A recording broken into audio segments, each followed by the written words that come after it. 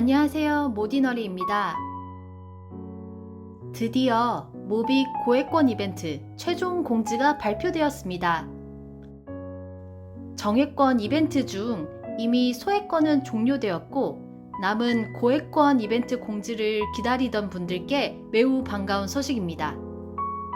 해당 내용은 오테버스 게시물에 이미 공지되었고 모비고님 채널에도 설명 영상이 이미 업로드되어 있습니다. 다만 필요하신 분은 저희 채널에서 설명 PPT와 A4 요약본을 더보기란을 통해 다운받으시면 됩니다. 궁금하신 사안은 댓글 주셔도 좋고요. 아니면 더 빠르게 디스코드나 비커스를 통해서 실시간으로 소통하시면 더 유익하실 것 같습니다.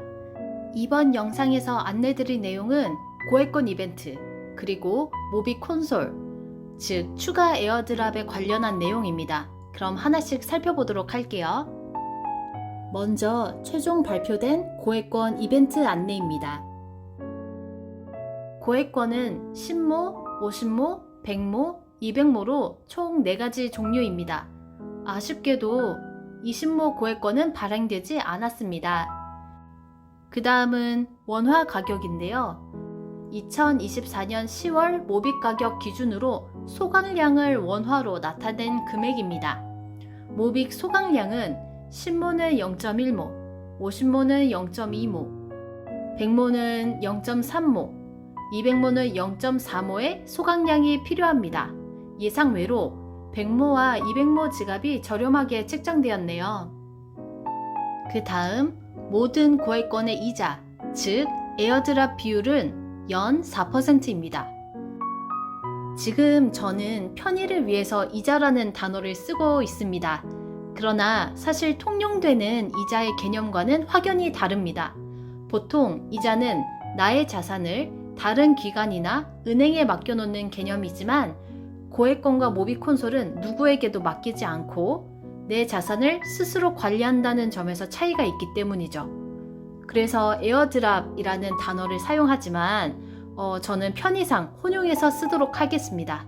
이어서 설명드릴게요. 고액권에 참여하기 위한 소각 기한은 2024년 11월 30일까지입니다. 아직 소각 주소는 발표 전이라서 기다리셔야 해요. 그 다음 모빅 콘솔 전환 시 고액권을 통해 받은 이자들, 즉 에어드랍을 받은 물량을 차후에 1모빅 콘솔로 전환할 수 있는데요. 수량별로 전환율이 다릅니다. 이건 예시를 들어드릴게요. 모빅을 소각하고 50모 고액권을 얻었습니다. 액면가에 있는 만큼 다 모빅을 채워놓고 원금도 이자도 건드리지 않습니다. 그 결과 4년간 8모의 이자를 에어드랍 받았습니다. 그러면 차후에 콘솔 전환 시기에 콘솔 50모 1장, 그리고 이자로 받은 8모 중에 25%에 해당하는 2모는 1모 콘솔 2장으로 얻게 됩니다. 그럼 8모에서 2모를 뺀 남은 6모는 그냥 모빅으로 보유하게 됩니다. 고액권 200모의 경우도 살펴볼게요. 4년간 32모를 받게 되었는데 그럼 전환 가능한 비율이 100%입니다. 나중에 콘솔 전환 시기가 오면 200모 콘솔 1장, 그리고 이자로 받은 32모, 즉 1모 콘솔 32장을 얻게 됩니다. 물론 조건은 모빅 콘솔 이벤트 전까지, 빠르면 2년 아니면 최대 4년 6개월 안에 이자와 원금을 손대면 안 됩니다. 물론 기한 내로 고액권을 채워놓을 수는 있지만 보내거나 옮길 수가 없습니다. 그렇게 되면 고액권을 콘솔로 전환할 수 있는 권리가 사라집니다. 다음은 론칭 기한입니다. 해당하는 기간 내로 종이 지갑 액면 수량만큼 채워 넣으시면 됩니다. 물론 서둘러야 기한 내에 분배되는 에어드랍을 놓치지 않겠죠? 다음 모빅 콘솔을 안내 드릴게요. 현재 모빅 콘솔은 1모, 10모, 50모, 100모, 200모, 1000모, 만모가 가이드로 나왔습니다. 그러나 마지막 만모는 아직 발행 미정입니다. 에어드랍 비율, 쉽게는 연 이자가 1모는 2.6%, 10모는 2.2%, 50모는 2.3%, 100모는 2.4%, 200모는 2.5%, 1000모는 2.8%, 만모는 3%입니다. 1모가 왜 다른 높은 수량 콘솔보다 이자가 높은지는 지난 영상에서 설명드렸어요. 참조 바랍니다. 에어드랍 지급 주기는 1모, 10모, 50모는 1년, 100모는 6개월, 200모는 1개월, 1000모도 1개월, 만모는 매 주마다 받습니다. 그 다음 모비 콘솔 탈락자가 생기면 유지하는 사람들에게 이자가 돌아가는데요. 수량별로 배분율이 다릅니다. 만모를 제외한 모든 콘솔이 60%로 책정되어 있는데요. 이 부분을 예시로 들어 설명드릴게요. 먼저 100년간 이자로서 주어질 에어드랍 물량은 소각이 됩니다. 그리고 모빅을 새롭게 생성하는데요. 바로 이 물량을 콘솔 유지자들에게 에어드랍을 해줍니다. 예를 들어 200모 콘솔 지갑을 가진 사람들이 10명 있다고 할게요. 그럼 연 2.5% 이자 물량인 50모가 생성이 되는 거죠. 이 생성된 물량을 10명에게 고루 분배해 줍니다.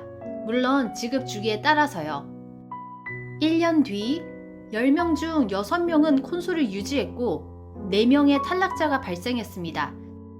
이자 이상으로 원금에 손댄 사람들이죠. 그럼 먼저 유지한 6명에 해당하는 30모를 생성합니다.